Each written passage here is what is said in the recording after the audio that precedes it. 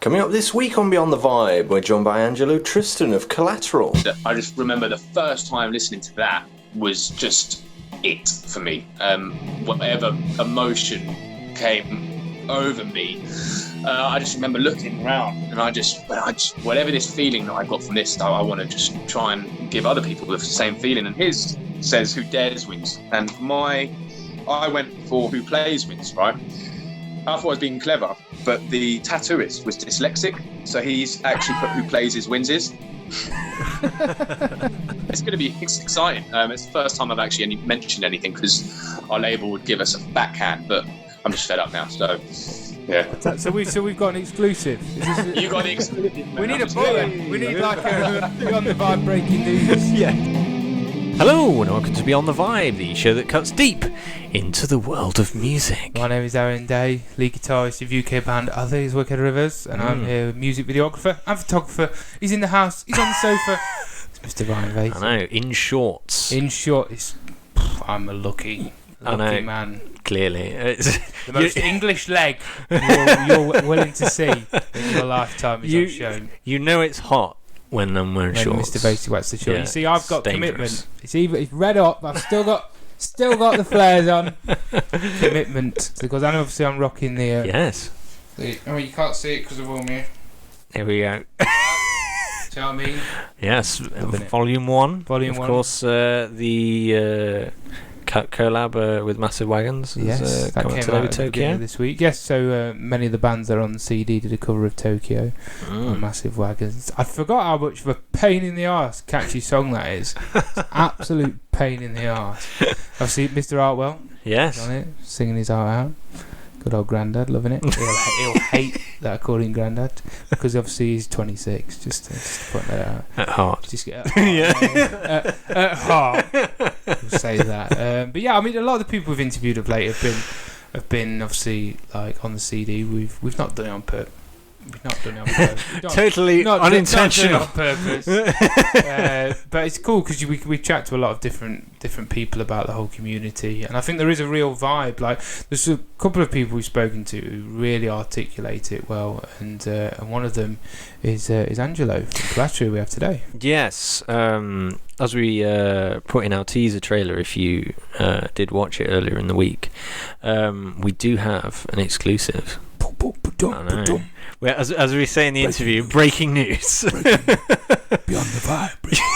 I mean, that's definitely more your voiceover than mine. I shouldn't have got that job. But yeah, it was really interesting to find out, the breaking news around their debut album. So it's definitely one to release. Obviously, Collateral are more of the 80s metal part of the new wave of classic rock. It's a broad spectrum of bands with different genres. Like I think we're a bit more southern, a bit more thing, but we sit in the same build as Collateral. What do you like with your glam metal? My glam metal. I think it's. I don't know. I mean, when I was younger, I used to be very much into that kind of Motley Crue. I was going to ask if it was a younger thing because that was very much me. I mean, I listen to it again now because I'm a lot more comfortable with what I'm into and what I enjoy. I had that period. We speak a lot about it. In my early 20s, where I was like, I wouldn't have gone anywhere near any of that because it was all those 60s and 70s. Whereas now I just listen to more sort of what I enjoy and like bands like Dokken, Motley Crue. I always loved Motley Crue's first album because it's the same Bon Jovi. Bon Jovi's first album I really like because they're just a bit more rocky, and that's not me being a hipster. Normally Mr. Vasey plays the hipster card on Planet today. Yeah, I did that last time with the only like Rush's first album. And then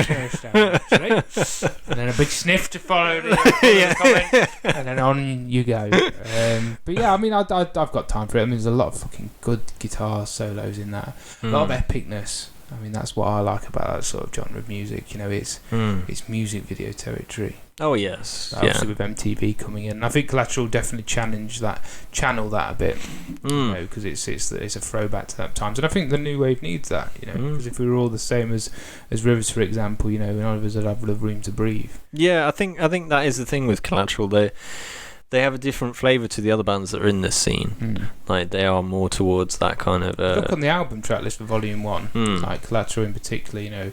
they've got their own sound and their own identity compared to other living bands. And to be fair, man, like, I'm not sucking arse, but like you look at the, I don't want to suck arse. I mean, that's a dangerous territory to be in. But it's when you look at the bands, I do think they stand by themselves, which is good. It makes me proud to be a part of it, and I think Angelo is very much the same as is the other guests that we've spoken to. And when can people hear that interview? People can hear that now. Hello, so we're here with Angelo Tristan of Collateral. How are you doing, Angelo? Good, man. Good. As good as can be in these times. That's it. Yeah, no, it's good. Looking more positive though. We're looking forward, man. Yeah, no, definitely. I think that's all we can do. Such as band as yourselves as well, as it's very easy to kind of have lost your way, especially in the last 2 years. But it is what it is. You can't do anything about it. And, you just have to smile and wave and just get on with it. That's it, man. That's it. One thing that we like to do on the show is we like to go right back to the beginning of a musician's journey. So, like, how did it all start for you as a singer? I mean, it was pretty random, really. I was kind of a lost kid. When I was growing up, I moved around so much. My parents, or my mum, moved around quite a lot, and obviously I was following her wherever she went. And when I was about 9 or 10, when I first started going to school in the UK, I didn't know what I wanted to be. Like all the kids were listening to music, like the Now 41 or whatever it came back then. It was like Now 42. The Now musics. Yeah. Kind of like the best of the bullshit that's coming out these days. But to be fair, like what was coming out those days in the pop industry was all right. I remember the first CD I ever bought was from Tesco's, and it was it was like Now 41, and it had "Cause I Got High" by that. "Cause I got high. Cause I got high, cause I got high," right? And they had that one, and it had like that's S Club 7, Daniel Bedingfield. I mean, they're classic pop songs, and I remember just I used to try and force myself to listen to it because I was like, right, everyone else is listening to this sort of stuff. Like, I have to get into something, and it just never really happened until I was in I was at summer camp that my parents sent me over to in Canada, and I was there for a month. I was only about 10, and during the breakfast thing, when we're in this big lodge, and they do this big breakfast every mornings, and then when they take the plates and cutlery and stuff, they play this particular song every time, and it was "Living on a Prayer" of Bon Jovi, and I just remember the first time listening to that was just it for me. Whatever emotion came over me, I just remember looking around, and I just whatever this feeling that I got from this, I want to just try and give other people the same feeling. And as soon as Richie's talk box come in, and that was it for me. I knew I put all my chips on one roulette table. Straight away, bang, there, done. I was about 10, and I just went, that's it, fuck everything else. I'm gonna do this. And I got back home, and I went to my stepdad. I went, Dad, I heard this song. It was like, "Oh, halfway there, quarter away." I didn't know what the fuck the lyrics were. I was just like, it kind of went like that. And he was like, "Oh, let's Live on a Prayer by Bon Jovi." And we went to Sainsbury's, and we got the first Bon Jovi CD I saw, and it was the time when they just released this other album called "This Left Feels Right," and it was basically all of their famous songs but done acoustically. So as soon as I put on the "Living on a Prayer," expecting to hear this massive 80s anthem, I was like, this is not it. I don't know what the fuck what is this. But it gave me the opportunity to then listen to all their greatest hits without hearing the first rendition of the greatest hits. But I heard all their greatest hits with this sort of acoustic sort of style. And if I hadn't, I might have just kind of been one of those, those guys that wear a band's t-shirt. They only know like 2, songs, and it's like, what are you doing? I would have been one of them. And if I hadn't had that other album, I wouldn't have then kind of listened to the song, but why it was a good song. So it was quite lucky, really. And as soon as that happened, I just did the normal thing of picking up a guitar and strumming a few chords. And I knew from the get-go that I needed to write songs. Otherwise you're kind of just a bedroom player. And I just pushed myself as hard as I could, and I didn't really look back, and rest is history, really. And it's been kind of a bumpy road. A lot of drummers have gone by. I mean, you mentioned about that. You mentioned about Bon Jovi. You've obviously had the pleasure of playing with alongside, Heat and Skid Row. How did how Collateral actually come together? So Collateral, it was just trial and error, as you guys know. You just come across some people who are dickheads, and then you just kind of, I'm not working with you, so just get someone else. There was so much of that. The amount of musicians I went through. I was just in my first ever band when I was about 13, 12 or 13, called Absolution, I think it was. And after a while, the band members started to try and take their own sort of path, and the drummer started wanting to go some weird, sort of samba rock. And I was like, this is, no, fuck off.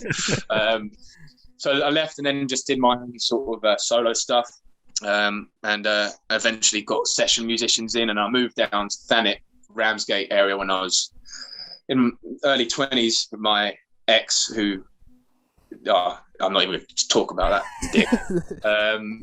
And then I was just playing a tiny little acoustic show just up the road from where I live now. It was me and my guitar and I think probably one other person in this place. And Jack, my bass player, who's now our bass player, came walking in. First time I'd seen him, he was drunk as chips. And I was playing a Born to Be My Baby, a Bon Jovi cover, and he just turned around and he was like, and it was love at first sight, and I walked up to him afterwards. He gave me a cigarette and we were just chatting, and then he told me he was a bass player, and he knew some people, and we made it happen. But that wasn't the last lineup. That was back in 2014, but the last lineup was 2018 when we got Ben in on the drums. 2018, and that's when we changed the name, where it was just me and Jack sitting in the front room, and we just kind of went, right, we need to pick the worst sounding name, because if you try and pick the best sounding name, it never works, as you guys probably know, right? You sit down for fucking hours, days, and you're like, oh, band name, what's the best band name? It never happens. So it just comes with the least bad name, and Collateral was it. We're just going through our best Tom Cruise films, and it just happened. Yeah. Makes sense now. I get it. Yeah. So last year the self-titled debut album was released. What was this time like for you guys? Because obviously, releasing an album in lockdown, it's quite unprecedented. Well, we released the album a month before lockdown. We didn't even know about the whole situation, what was about to occur. I bet you had so many plans set out, like a vision for it and all that work. It was, and that's the bit that believe it or not, I'm starting to struggle now.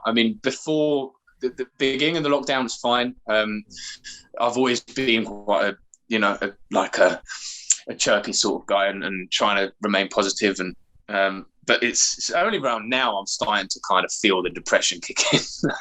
But no, the debut album, we were scheduled to do 27 countries of Skid Row, Reckless Love, Heat. And a few other bands, and a few larger bands that we were, going to go to Japan and Australia with. Wow! So we just coming off supporting Jon Bon Jovi, there was a lot of buzz, and it was really exciting. And we were on tour when the album was released. We were on tour with Jared James Nichols and then Phil X of Bon Jovi, and it got released just halfway through the Jared tour, and it got 5th in the rock charts. In the official charts, and we were like, well, we're living the dream. We've got 27 countries to go.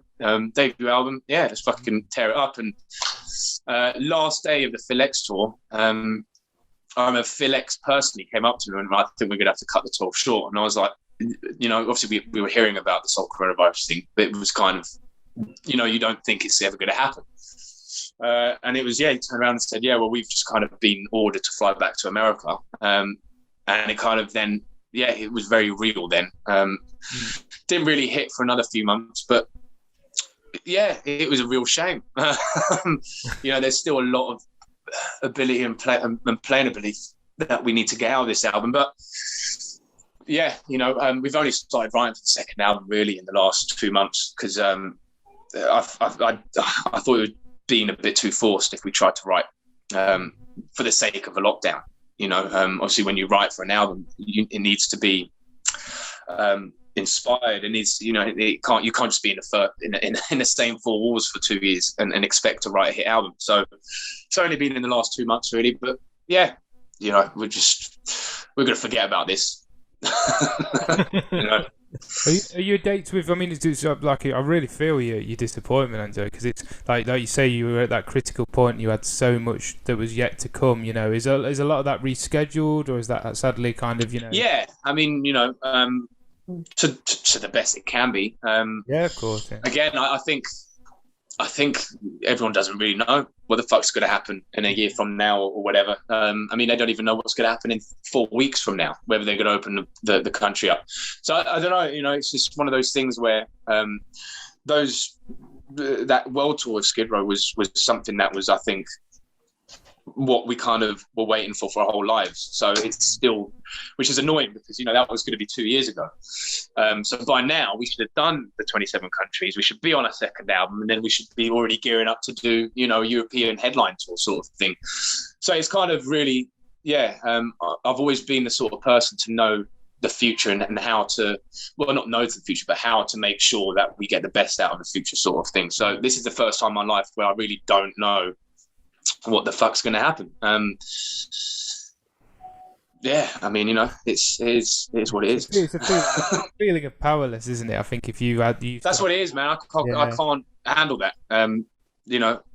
I got taught from such an early age to make your own luck, and not to sit about and wait for it. So yeah, you can imagine how it is. Yeah. And I'm not sure if it was one of the things that happened during lockdown or whether it was before, but you were approached to do the Steven Tyler buy-off, weren't you? Yeah, that was halfway, well, not halfway through. Well, it was kind of weird. Someone just posted it on Facebook, and the ITV's holding auditions, and I just went, fuck it, I'm not doing anything. So I just applied. But it was quite weird because they were it was quite a big acting company that were asking for the applications, and the language. I mean, I used to be an actor when I was younger. When I was about 10, 11, I went to acting school and drama school, but haven't done anything since then. But the application was quite weird because they were saying, right, yeah, you need to go through the Spotlight website, and Spotlight's basically a website designated for actors, and you need to have this big bio and all these professional headshots that cost $2,000 each and all this. And I went, no, I am going with that. So what I did, I just I found the email address of the actual director, and I just sent him a video of us on stage, of me kind of dressed up similar to Steven Tyler. I went, listen, I'm not a fucking actor, but if you want someone to impersonate Steven Tyler, don't go with a fucking actor. Just, and it just, they emailed basically the next day and went, can you come in and meet the director? So I was like, fucking hell, that worked. And then luckily they after that, they put me on their books, and I got the Rudy Sarzo job, and I should hear in the next 2 days if I get to play Richie Sambora in the Bon Jovi documentary. Amazing, so, but I mean, Richie, I've got the whole Richie tattoo there. You're ready to go? Which actually says, his says who dares wins. And I went for who plays wins, right? I thought I was being clever, but the tattooist was dyslexic. So he's actually put who plays his wins is. It's actually got, if you see, there's actually apostrophes in the you can't really see it there, but it says who plays his wins it, which I thought was hilarious. I like the fact with the email, it's like you've been brought up on, though. You're making your own look again, aren't you? It's that kind of thing. Well, that was it. I mean, it's like sitting there doing nothing and watching the sun go up and down. It was that thing. It's and there are loads of people messaging me, just giving me that inspiration. I just went, fuck it, where is a director's email? I'm not going through this bullshit way. And it worked out. So it financially helped me this year, and just something to do, I guess. And a lot of support as well goes a long way. No, that's killer, man. Now, we've said before, we've both got the shirt on, both rocking new wave of classic rock shirt. It looks better in you, this shade of blue, than me. No, it's only because I'm well sunburned as well. Juzzy, you do not want to see what's underneath me. I look like a fucking roasted pig. This is ridiculous. So alongside other bands such as obviously ourselves, Scam, Just Cody, Rival Black, we've all had on BTV. Because we've shared the same stage. We played what, Bilston? We did Jared, man. When you said about Jared, it rang a lot. Yeah, that was yeah. So I think we've shared it a few times across the way, you know, like all the other new wave bands do. But obviously you've been included on New Wave of Classic Rock Volume 1 compilation album. You know, firstly, how does it feel to be a part of that community for you, Angelo? And how does it feel from the album? It's great. I mean, you know, to have a platform first and foremost is great, especially for new bands like you and us, and it's brilliant to have an already formulated platform, you know, because it means that a lot of the sort of hard graft, especially before this, you know, movement happened. I mean, when 2000 hit, rock was lost, you know, especially in 2010 onward. It kind of didn't really know where it was going. I think, I think this group has kind of formulated a path, you know, for bands like me and you. And it just means that a lot of the work is kind of hopefully done for us in terms of an actual fan base. So it's really nice to know that we're seen as a kind of one of those pioneering bands. And yeah, to be involved in such a prestigious album with a lot of great bands is brilliant. You know, I think also did that Massive Wagons track as well. Yes, yeah, that obviously came out today as well, didn't it? Today, I think, yeah. But now that they're saying that the album is looking to, you know, to hit top 10 in the charts, that'll be great. It's great to see that it's kicking up a storm, you know. Yeah, big time, man. Like you say, it gives us all a platform to rise from, you know, and create our own path. Yeah. Which I think we're all very thankful for. You know what I mean? You know, like you say, it was something that without it, I think we wouldn't struggle, because I think the bands would naturally push through. But it is just we're just thankful to have it there, you know, and that community already there. Yeah, no, exactly. And it seemed quite easy not easy, but when we first started. I mean, when we first sort of brought out our EP, at the beginning of 2018, you know, we were very new, and I mean, the only things that we kind of got our sort of point across was, you know, doing live shows and stuff like that. But as soon as our stuff started to get shared on the group page, I mean, that's when things started kind of happening, you know. So yeah, I mean, it's definitely new bands will definitely get a lot out of it, definitely. I mean, you mentioned a little bit about all the stuff that you had before the lockdown, but have you guys got any plans to celebrate that debut album or to tease new material, you know, in the coming months? Yes, I mean, you know, we've got I mean, I'm fed up of actually not talking about it anymore because it's just stupid. But yeah, we're re-releasing the debut album. Cool. And it's got basically every track on it has got a celebrity on it. Basically, we've got Jeff Scott Soto. We've got Danny Vaughan from Tarketo, Joel Hoekstra from Whitesnake, Rudy Sarzo. Because of the film, I managed to get in touch with him, and he's agreed to then record on the debut album. In fact, I just spoke to him about 10 minutes before this. He just sent his bass track over, and we've got Blackberry Smoke playing on the album. We've got Cadillac 3 killer, man. on the That's album. Cool. Who else? Sari Shaw, New York blues chick. So they're going to be playing on the original tracks on the album of the so they're going to be playing. They're playing on the original tracks, and so we've got a few guitarists in. Phil X of Bon Jovi's was on the album. Big fan of Phil. Phil's killer. So yeah, I mean, you know, all 9 tracks have been filmed now, and we're about to re-release Midnight Queen, which is our first song we ever released back in 2018.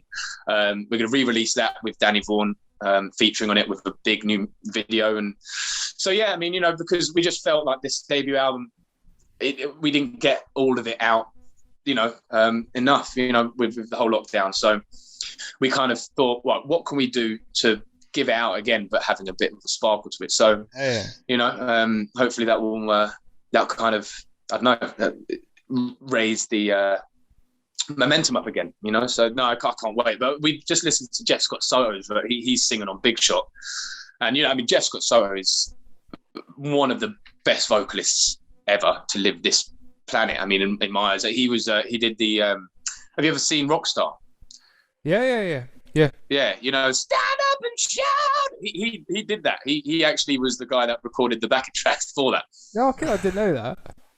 That's just so just insane. So I mean, the fact that he kept Key Marcello from Europe, he's playing on it. So yeah, no, it's going to be exciting. It's the first time I've actually mentioned anything because our label would give us a backhand, but I'm just fed up now. So yeah. So we've got an exclusive. Is this You got the exclusive. we need a bullet. We need like a on the vibe breaking news. Yes. No, I appreciate it. That's good. You got a release date for it yet?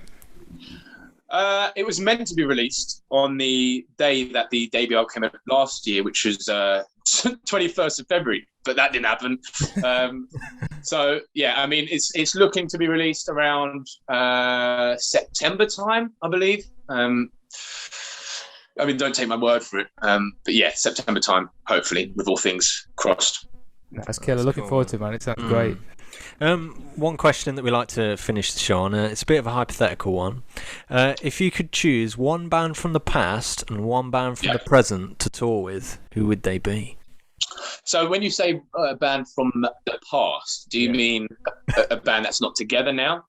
Yeah, to a point. I mean, what we normally because I think obviously if I said Bon Jovi, they're past band, but they're still here now. So if I was to, maybe I would say a band that I'd tour with that isn't here, Queen, the original Queen. Good choice. With Freddie Mercury. Just can't, that's the pinnacle really. But a band today, let's see. I mean, I'd love to tour with, obviously, but on a scale of Bon Jovi in terms of stadium. But I mean, that's probably the go-to. But if I was to be a bit more sort of out there, God, what's that? What's that? No, I'm just trying to be fucking hipster now, aren't I? I mean, there's no judgment here, man. If you want Bon Jovi, that's cool. I was like, what is that? What's that band with the mad fire and the pyro? Oh, Rammstein. Rammstein. We'd be booed off the stage with bottles of piss and stuff. But fuck me, Or I mean, someone like Free would have been cool. I'm big Free. Past band again, but I mean, no. Yeah, it would have to be Motley Crue. Motley Crue, I think, would be a now band. I'd love to tour with. Yeah. What are you going with, Angelo? Come on, we've got Queen for one from the past. Let's nail that down because you. So it has to be one, yeah. Yeah, big. We're pretty strict, man. It'd have to be Queen then. It'd have to be Queen. And then who's your new one? So you get both. You get one. And then right. Well then, it'd have to be the modern one. Or the Eagles. Ooh. See, that's I like that because I don't think many people would predict that. No. I'm a bigger country fan than I'm rock. Believe it or not. So that's why certain songs like on the album, debut album, which was about this boy, which was heavily influenced. I mean, we've got the pedal steel in there, and in fact, it was one of the session guy from Nashville that played on it. One of the top guys. I mean, country for me is just as a songwriter's point of view, you can't really get better than country. No, the Dixie Chicks is one of my favourite bands. I've never listened to and Shania Twain, man. You can't beat Shania Twain. Come on. Hello. Well, we've got two exclusives then. We've got the re-release of the debut album with the and Angelo is actually a massive country fan. Yeah. There we go. It's all out there. I like that. So we've got Eagles, Collateral opening, then the Eagles, and then Queen. That's it. Wild. I love that, man. Angelo, thanks ever so much for chatting to us. Thank you for inviting me, guys. Thank you. No, thanks for your time, man. It's been cool, and we can't wait to see you on the road again. I'm sure, like we said, our paths will naturally cross. And when you have got, make sure that people follow all of Collateral's social media platforms to find out the release date for that very special re-release of the debut album. That's going to be killer, man. I can't wait to hear that, and I'm sure everyone else is the same. So yeah, we'll see you soon. Thanks ever so much. Thank you, guys. Thank you so much. So yes, that was was Mr. Angelo of Collateral. I really enjoyed that, man. I know we say that it's a natural follow-on from the interview, you know, to professionals. It's a standard. But I did enjoy that. I mean, I've like we said, we've gigged with Collateral along the road, but I've never had any one-to-one time with Angelo, and I think it's difficult when you play the role that he plays in that sort of band, because I think that glam rock or hair metal thing, we've spoke about it with different people. It's a responsibility for a frontman. He's got to carry it on his shoulders, and I think he's with that role in that glam metal band. He's got to be a bit arrogant, have a bit of an ego and stuff. Whereas I think one-to-one, he came across really well. Yeah, I think it was really positive, and it was just like he was very driven.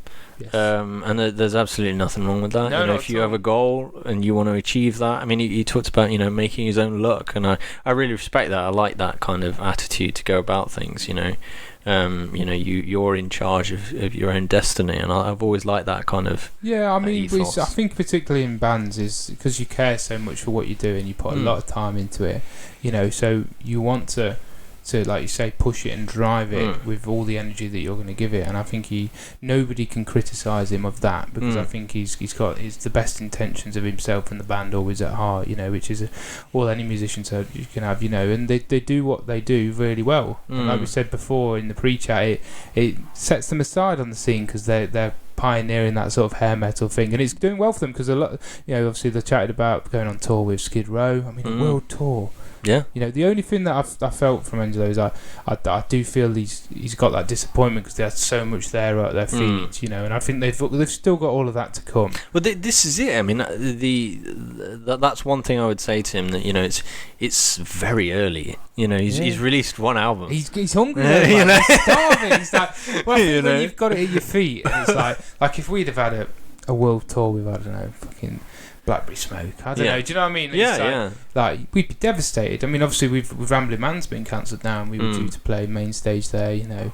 That's not me going road from Mad Man. But we was really disappointed, because you work hard and you get to that point, and I'm sure Angelo and Collateral were the same, But I think it's important that all the fans of the band get behind them now for that resurrection, particularly with that awesome news about. I can't believe they've got like Blackberry Smoke on there. I mean, that would be killer to hear. I don't know if it's Charlie still, obviously lead singing a bit of Blackberry, but you'd imagine so. I mean, to hear that mixing with Collateral, I would be really interested to hear that, if that is the case. Metal southern. Yeah, he said he loves country. But this is it though. Is it a lower key song perhaps that he's on? We'll see. No, it's exciting times, and like I said, if you haven't already, make sure you go onto all their social media platforms and give Collateral some love. My drummer Dan's a big fan of the band, and we've gigged with them across on the scene. So I think it'd be really cool that people come out and support them as they kind of come out of the ashes of lockdown and look to go again, because they've risen pretty far up the stock in a short space of time. Yeah. So that is it for this week. If you like us, you can follow us on Facebook, and you'll find that every Wednesday there is a new teaser with a new guest. Yes, and if you're watching us on YouTube, make sure you go down. See, look, I'm going to do it with my finger now. I think it'll be on this side. I think it is, yeah. Fantastic. Very proud of me then, Mr. Macy. You're going to look like a fool if it's the wrong I'll side. look like a fool anyway. It's not a problem. Press the subscribe button. Press the little bell, and then you'll never miss an episode. We've got guests, not just from the New Wave Classic Rock, but all over the rock scene, the music scene in general. So, come along and join the vibe. Yes, next week could be anyone. Could be you. Could be. Could be you. It's probably not you, though. It's definitely not you, but it could be you. Yeah. Tons of different people. So we'll see you next week. See you next week.